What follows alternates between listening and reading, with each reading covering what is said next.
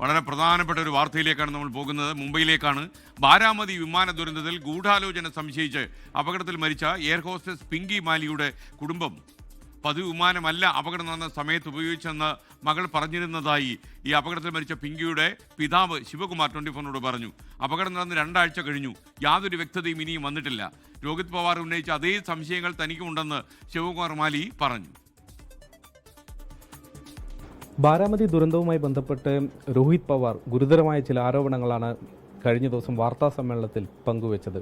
അതേ ദുരന്തത്തിൽ കൊല്ലപ്പെട്ട ഫ്ലൈറ്റ് അറ്റൻഡൻ്റാണ് പിങ്കി മാലി. പിങ്കി മാലിയുടെ കുടുംബത്തിന് എന്താണ് പറയാനുള്ളത് എന്ന് നമുക്ക് കേൾക്കാം. പിങ്കിയുടെ അമ്മയും അച്ഛനുമാണ് നമ്മളോടൊപ്പം ഉള്ളത്. ശിവകുമാർ പിങ്കിയുടെ പിതാവാണ്.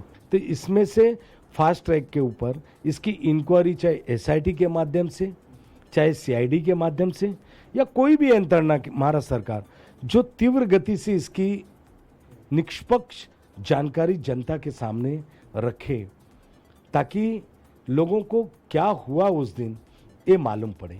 ये कैप्टन सुमित के साथ कभी काम किया था पिंकी?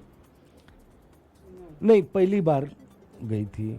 अजीत दादा पवार के साथ उसका 5वां टर्म था. 4 टर्म में ब्लैक कलर की थी. ये 5वें टर्म में वाइट कलर की चार्टेड फ्लाइट थी. तो फ्लाइट चेंज क्यों हुआ, पायलट चेंज क्यों हुआ, और वो पूना क्यों नहीं गया? अगर वहाँ पे लैंड नहीं कर सकता था. कंपनी के तरफ से कुछ इन्फॉर्मेशन मैसेज वगैरह इसके बाद, एक्सीडेंट के बाद कुछ कम्युनिकेशन हुआ? एक्सीडेंट के पहले भी, एक्सीडेंट के बाद भी VSR वेंचर के लोगों ने, मैनेजमेंट के लोगों ने हमसे कोई संपर्क नहीं किया.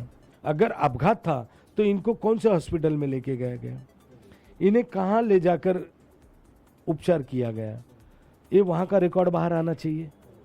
मृत्यु तो हॉस्पिटल में होगी ना, जैसे कि बारामती में डिक्लेयर किए. अगर ये एयरपोर्ट पे ही हुआ तो ये अपघात नहीं है, अपघात ही है ना. अभी तक आपको क्लैरिटी नहीं है इसके ऊपर? क्लियरिटी नहीं है. इसलिए रोहित दादा पवार जो बोल रहे हैं उस बातों से हम लोग सहमत हैं. इसकी इंक्वायरी होना चाहिए.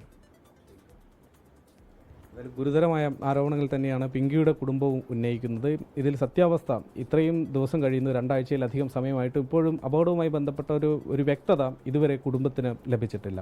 മുംബൈയിൽ നിന്നും വരുൺ വടശ്ശേരിക്കൊപ്പം ശ്രീനാഥ് ചന്ദ്രൻ, 24. ലോകത്തെവിടെയായാലും ഏത് സമയത്തും 24 വാർത്തകളും ഓഗ്മെന്റഡ് റിയാലിറ്റി പാക്കേജുകളും എക്സ്പ്ലെയിനറുകളും വിശദമായി കാണാൻ ഞങ്ങളുടെ യൂട്യൂബ് ചാനൽ നിങ്ങൾക്ക് സബ്സ്ക്രൈബ് ചെയ്യാം.